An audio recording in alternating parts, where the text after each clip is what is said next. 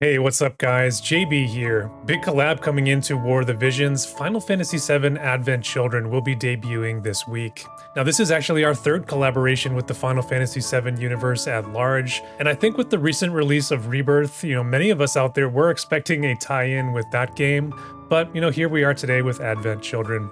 Now, to be honest, I've never actually seen the movie that this property here is based on. Let me know what you guys think of it down in the comments below. Do you recommend it? Cloud is going to be coming in here though. His drip is off the charts, but does he have the kit to match? Well, let's dive in and let's see what he brings to the table.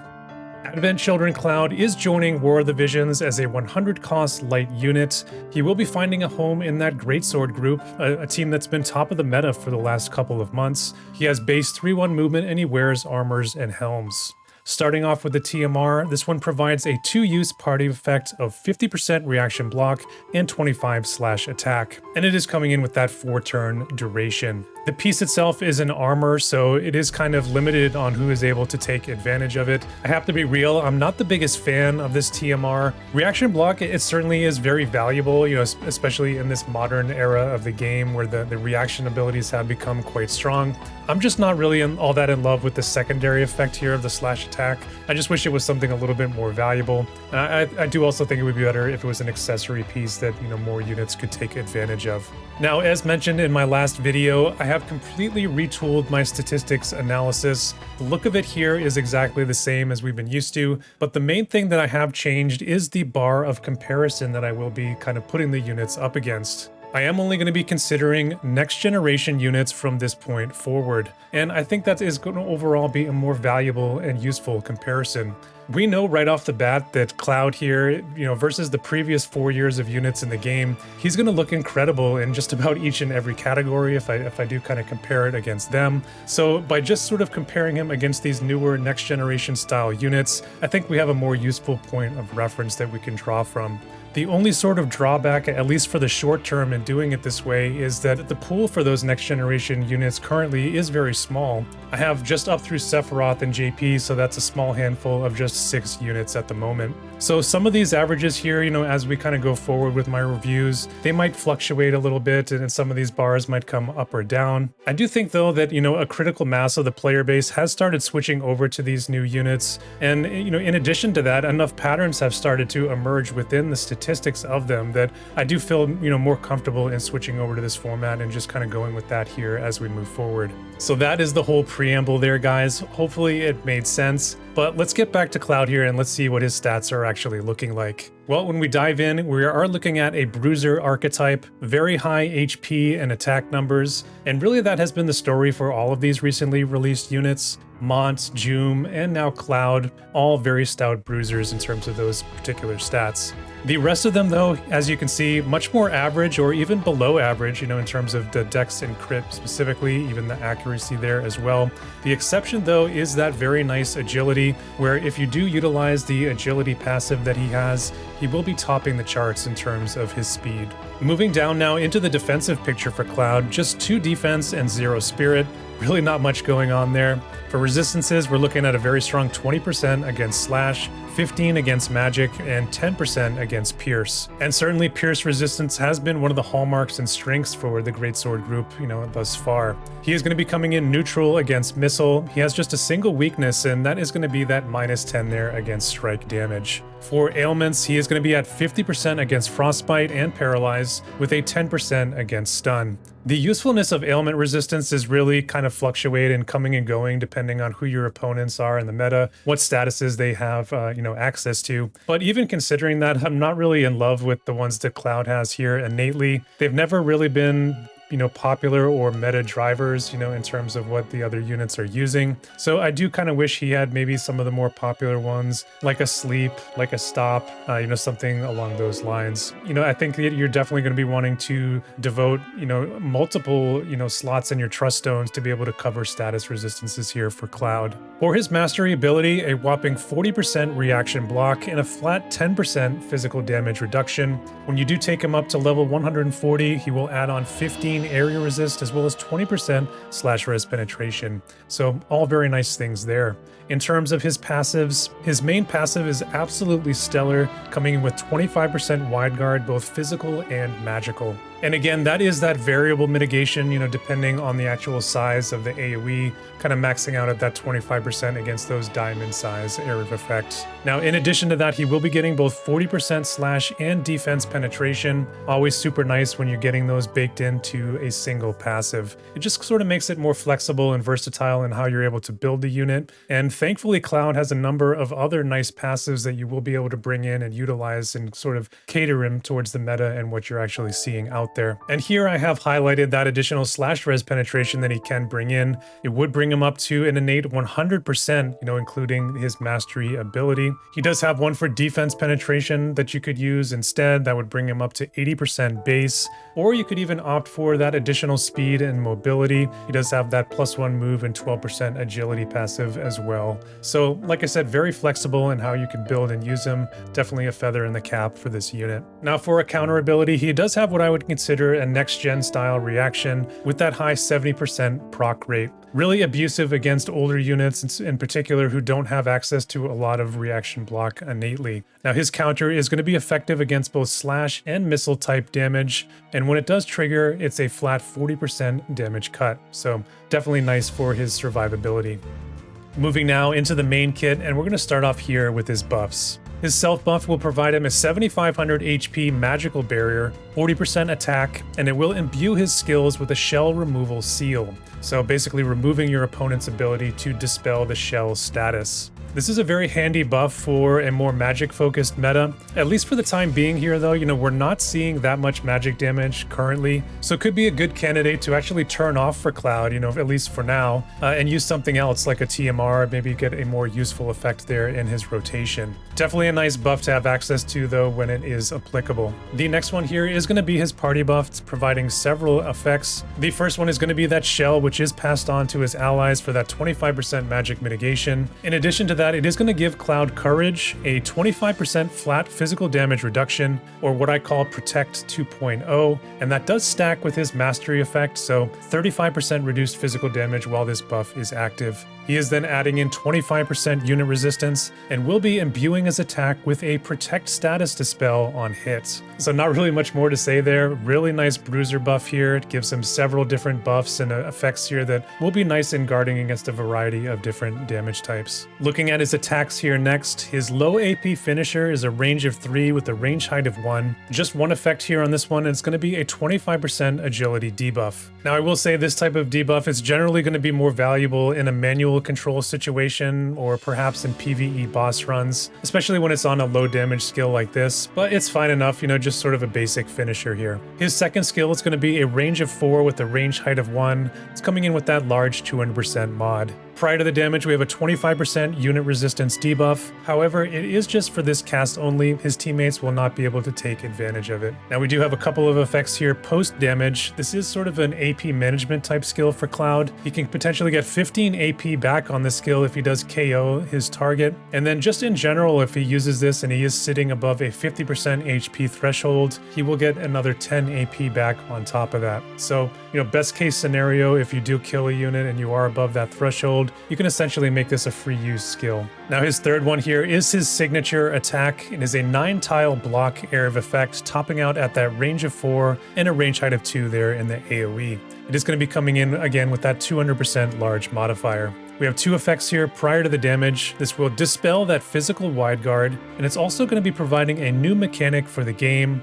40% area resist penetration just for this cast. Now Cloud is going to be coming in with this event with a brand new unique weapon, which will provide him 20% area resist penetration just innately, which will allow him to cut through 60% of your area resist when he uses this skill. Now, if those things weren't enough, this one is also going to be a 100% guaranteed hit, and it is a 3-hit chaining attack. Absolutely incredible skill here. Nice utility there with the wide guard dispel. And then the damage potential, when you consider it, is absolutely immense. When you think about maybe stacking that area resist penetration, along with some of those, area resist crush debuffs that have come into the game as of late. And this is all just on top of Cloud's very good, slash and defense penetration levels that he has access to. So I think this is going to be coming, closest to that true damage potential that we have seen come into the game in quite a long time. Now the fourth skill here, another very good one. It's getting up to a range of 5 there on the cross AoE, once again with that large 200% modifier.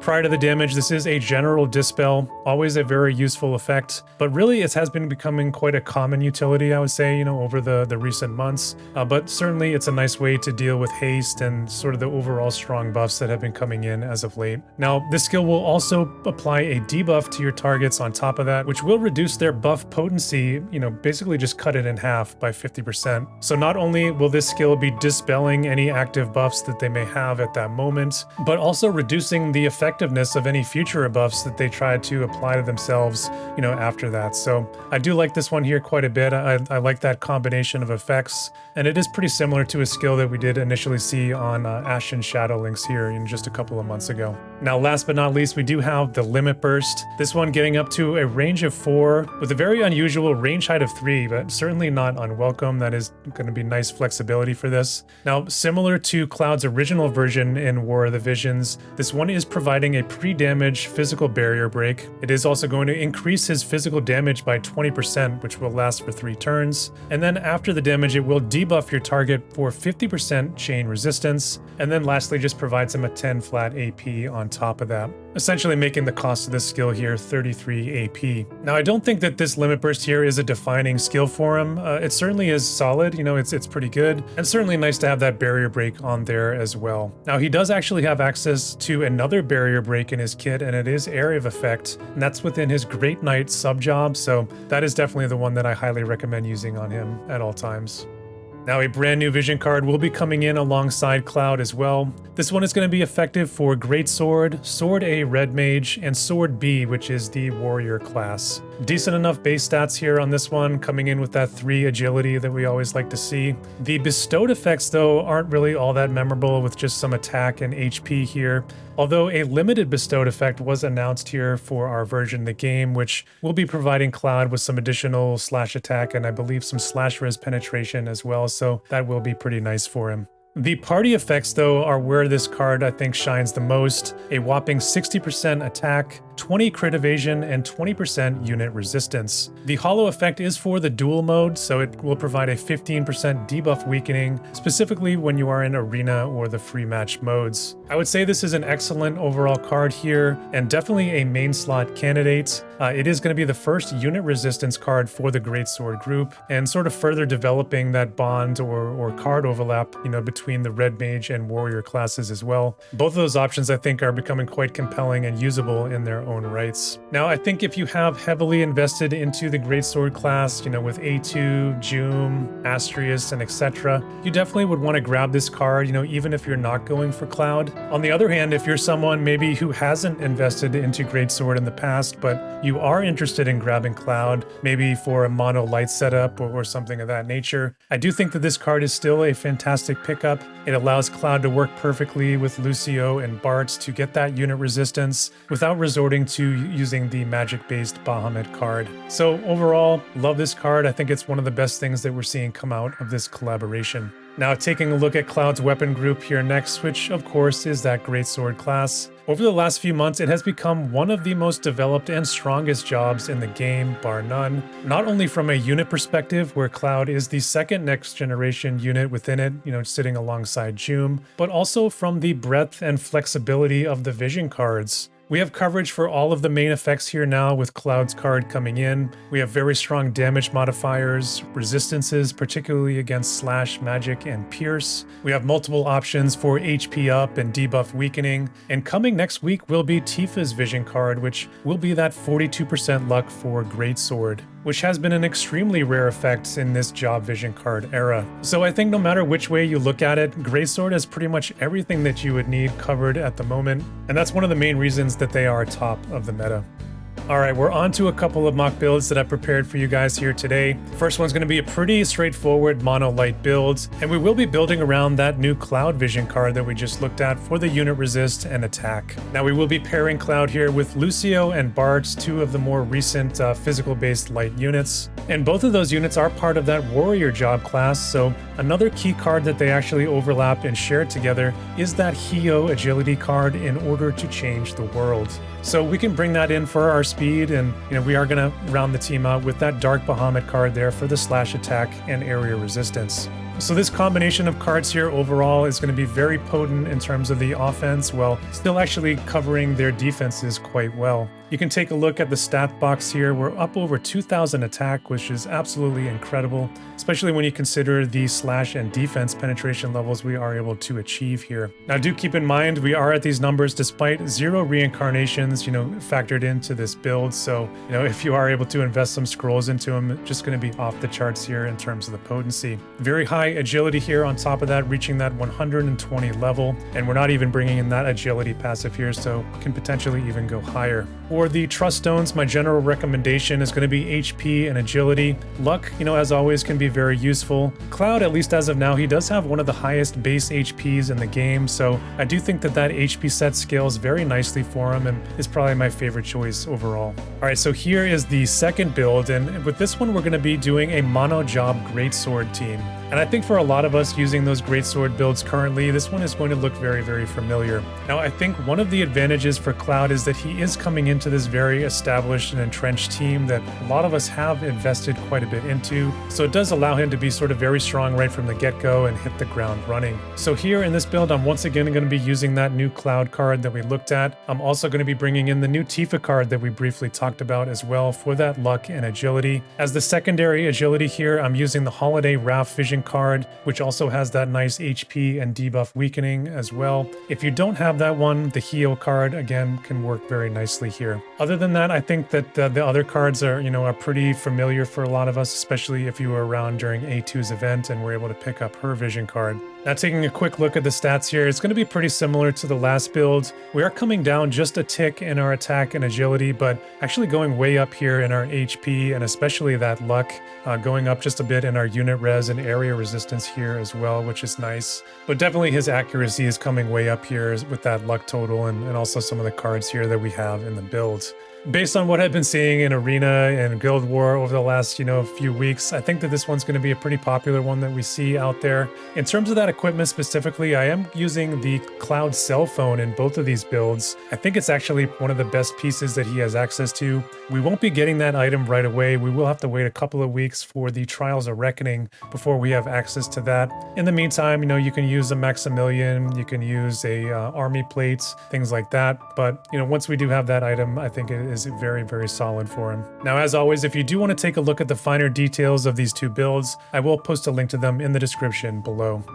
So what is my verdict today on Cloud? Well, he's an exceptional bruiser in the classic sense. Very high overall bulk, very high HP, but also very versatile within his mitigations and also his options to guard against a variety of different damage types and excel in those evolving metas. He's not just about his defenses though. Like a true bruiser, he's also going to be packing an offensive wallop with some of the best innate penetrations that we've seen in the game to date, not only with his defense and damage type, but also with the new mechanic of area resist penetration, and with the incredible dispelling capabilities that he has access to, a general dispel, barrier break, even a physical wide guard dispel. I do believe that this unit is achieving the closest to true damage that we've seen come into the game in a very, very long time. On the more negative side, although Cloud's innate mitigation is very strong, he doesn't have any healing or self-sustain baked into his kit, which does have him reliant on external support. On top of that, his accuracy is also really nothing to write home about, being well below the next generation units that have been released thus far. And I do believe this will end up being a significant weakness for him as we move forward into this modern era, and eventually, next generation evasion units are released. Now, my last nitpick here is not so much about the unit itself, but is more so a meta condition, in regards to the availability of light resist on TMRs, Espers,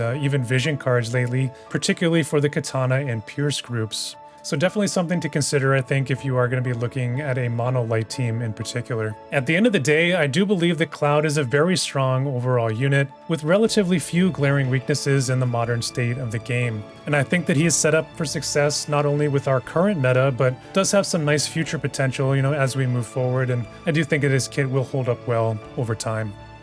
So that is it, guys. Those are my thoughts today on Advent Children Cloud. The more that I actually look at this unit and look at his overall skills, the more and more that I am liking him and looking forward to using him. I do envision that he's going to have a very large meta impact, not because I think that he's the best unit that's ever been released, although I think he's definitely right up there and competitive, with some of those recent units that have come out. But I would say even more so because he is part of that light element, which, has been so popular over the years, and because he is just that main protagonist Cloud, which has had a lot of pull within the gaming community.